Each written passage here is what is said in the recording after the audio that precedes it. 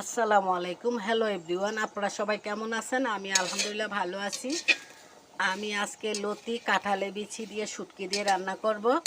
আমি লতিগুলো আগে কেটে তারপরে তেলে নিচ্ছি। আপনারা দেখেন আমি তেলে নিচ্ছি। দেখেন লতিটা কিন্তু তেলে রান্না করলে তরকারিটা খেতে খুব স্বাদ হয়। আপনারা কারা কীভাবে রান্না করেন আমি তা জানি না, আমি এইভাবে রান্না করি, আপনাদেরকে শেয়ার করলাম আপনাদের সাথে।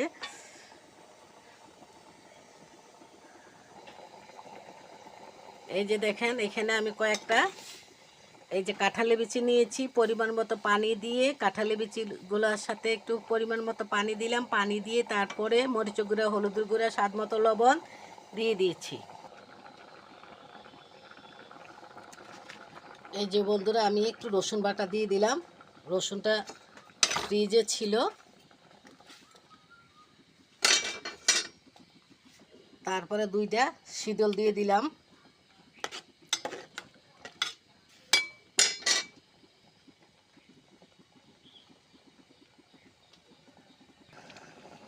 বন্ধুরা আমার কাঁঠালি বিচি সিদ্ধ হয়ে গেছে। আমি এখন এই যে লতিগুলা তেলে নিছিলাম, এই যে লতিগুলা ধুয়ে আমি দিয়ে দিলাম।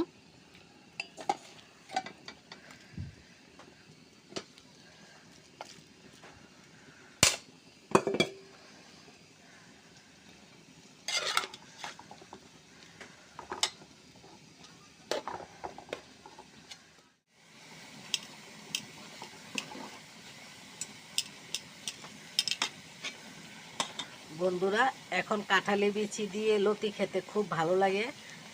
এখন কিন্তু কাঁঠালের বিচি পাওয়া যায়, লতির সিজন।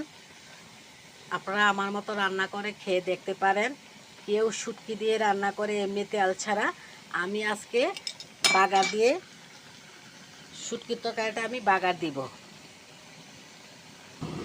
এই যে বন্ধুরা আমি শুটকির তরকারি বাগার দেওয়ার জন্য আমি রসুন কুচি, পেঁয়াজ কুচি দিয়ে দিলাম। আমার কাছে বাগার দিলে শুটকির তরকারিটা খেতে ভালো লাগে। আপনাদের ইচ্ছে বাগার দিতেও পারেন, নাও দিতে পারেন, কোনো সমস্যা নাই, যার যার রুচি সম্মত।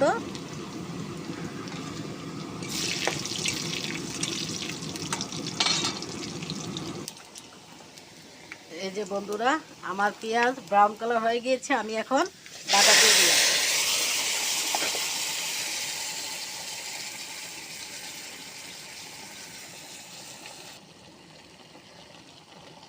এই যে বন্ধুরা আমি বাগার দিয়ে দিলাম।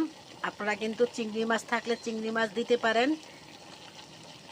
আবার আবার মনে করে যে কোনো মাছ দিয়েও ভাজি করে মাছগুলো ভেজে রান্না করা যায়। আমি সবসময় লতি এভাবে রান্না করি, শুটকি দিয়েও রান্না করি, মাছ দিয়েও রান্না করি। এই যে বন্ধুরা আমার লতি তরকারি হয়ে গিয়েছে, আমি এখন ধনে পাতা দিয়ে দিলাম। এটা বিলাতি ধনে পাতা। এই যে বন্ধুরা আমার তরকারি রান্না হয়ে গিয়েছে, লতি তরকারি শুটকি দিয়ে রান্না করলাম। আমার রেসিপিটি যদি আপনাদের কাছে ভালো লেগে থাকে তাহলে লাইক, কমেন্ট, শেয়ার করবেন। সবাই ভালো থাকবেন, সুস্থ থাকবেন। আল্লাহ হাফিজ।